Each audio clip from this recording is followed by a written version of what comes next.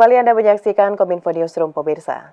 Badan Nasional Penanggulangan Terorisme menggelar rapat koordinasi persiapan keamanan HUT RI ke-79 di IKN. Pengamanan difokuskan pada fasilitas publik, venue acara, serta pengamanan delegasi dan tamu VVIP.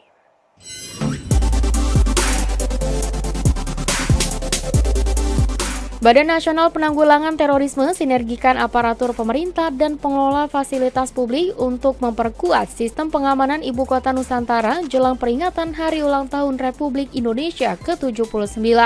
Dalam rapat koordinasi perlindungan fasilitas publik dan pemerintahan untuk persiapan pelaksanaan HUT RI ke-79, Kepala Subdirektorat Pengamanan Lingkungan BNPT Kolonel Laut Setio Pranowo mengatakan, pihaknya telah mensinkronisasikan seluruh stakeholder untuk keamanan acara, baik fasilitas publik, venue yang digunakan oleh delegasi maupun tamu VVIP. Setio berharap sinergi ini akan meningkatkan keamanan wilayah Kalimantan Timur dari potensi ancaman teror. Ini gelaran yang cukup di zamannya Pak Jokowi ini yang terakhir nanti. Jadi kita harus sukseskan dan amankan dari ancaman radikal terorisme di wilayah Kalimantan Timur. Ya, tidak hanya di tempat IKN saja, tapi penyangga-penyangganya kita tentu untuk mengamankan. Sementara itu, Kepala Badan Intelijen Daerah Kaltim, Brigjen TNI Aldrin Ali Bahasoan mengungkapkan, kegiatan ini menjadi wadah untuk saling berbagi data dan menganalisa ancaman secara terpadu. Men-sharing data, menganalisa kemungkinan kejadian akan ada, terutama di terorisme.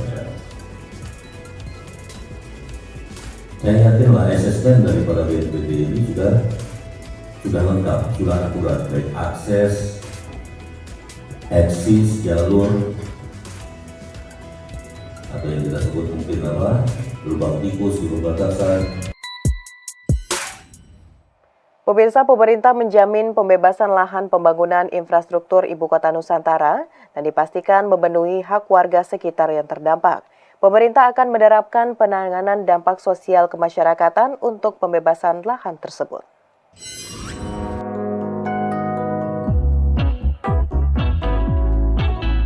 Di tengah percepatan pembangunan lahan seluas 2.086 hektar di Ibu Kota Nusantara masih menimbulkan keresahan warga yang terdampak pembebasan lahan tersebut. Pemerintah Provinsi Kalimantan Timur berkomitmen menuntaskan pembebasan lahan warga yang digunakan sebagai sarana pendukung kelangsungan pembangunan ibu kota negara dengan metode PDSK atau penanganan dampak sosial kemasyarakatan.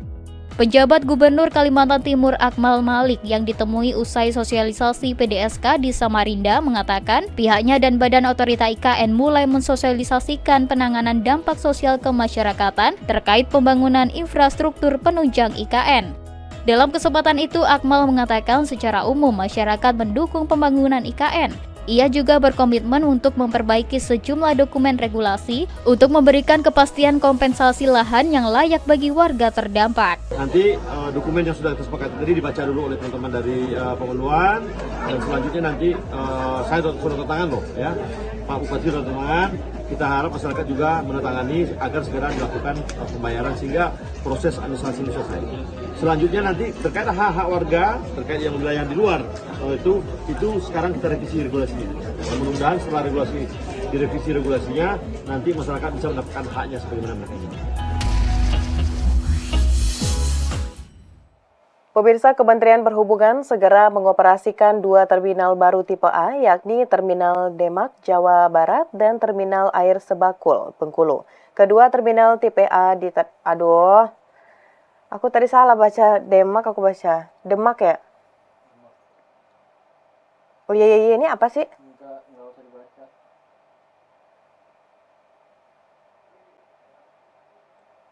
Standby.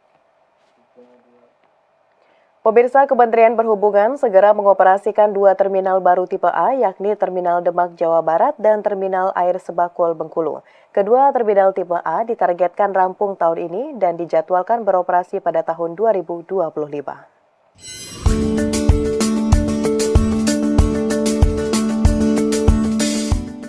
Kementerian Perhubungan memastikan 2 terminal tipe A, yakni Terminal Demak, Jawa Tengah, dan Terminal Air Sebakul, Bengkulu dapat beroperasi pada tahun 2025. Hal ini dikatakan Dirjen Perhubungan Darat Kemenhub Risyapudi Nursin dalam rapat dengar pendapat bersama Komisi 5 DPR RI. Berdasarkan laman resmi Kemenhub, terminal bus tipe A di Demak akan dibangun dengan luas lahan sebesar 51.000 meter persegi dan total anggaran pembangunannya mencapai 60 miliar rupiah yang berasal dari APBN. Sementara itu, terminal tipe A Air Sebakul Kota Bengkulu, Provinsi Bengkulu akan dibangun di tanah seluas 6,6 hektar dengan anggaran tahap pembangunannya sebesar 10 miliar rupiah, sedangkan dalam pengembangannya diperkirakan mencapai 15 miliar rupiah. Sejak tahun 2019 sampai dengan 2023, Kemenhub sudah merevitalisasi 38 terminal tipe A di Indonesia, dengan total terminal tipe A yang dikelola Kemenhub sebanyak 112 terminal. Pembangunan dan revitalisasi terminal merupakan bagian dari program aksi perbaikan prasaran angkutan massal berbasis jalan.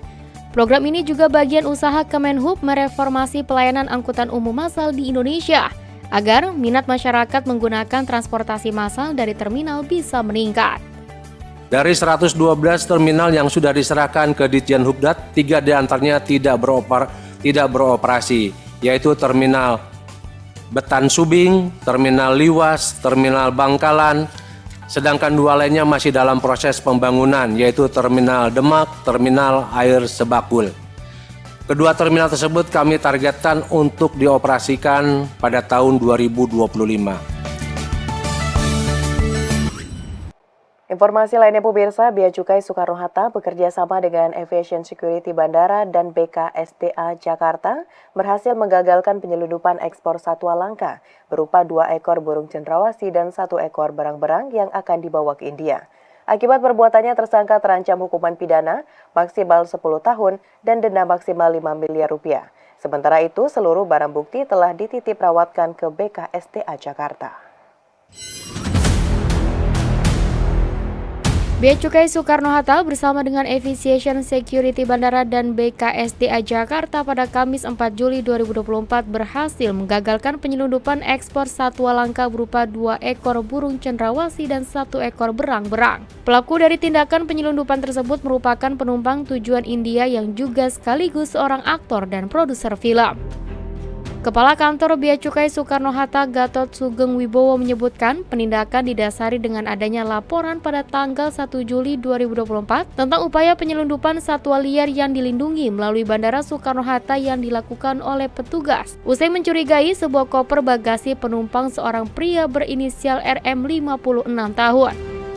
1 ekor burung cendrawasih kuning kecil atau Paradisea minor, 1 ekor burung cendrawasih botak Papua Sisinurus respublica, dan 1 ekor berang-berang cakar kecil albino Ionix cinereus tersebut diselundupkan dengan cara menyamarkannya dengan makanan, baju, tas tangan, dan mainan anak.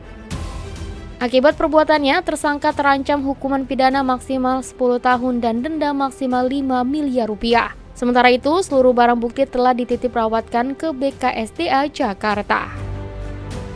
Bea Cukai Soekarno-Hatta bekerja sama dengan Angkasa Pura II termasuk dari BKSDA telah melakukan press conference dalam rangka upaya penggagalan ya. Ini ada upaya penggagalan penyelundupan satwa yang dilindungi.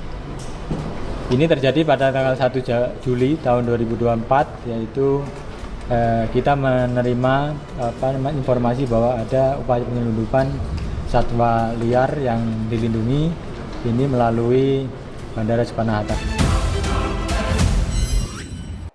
Pemirsa, usai jeda kami akan kembali dengan informasi lainnya. Tetaplah bersama Kominfo Newsroom.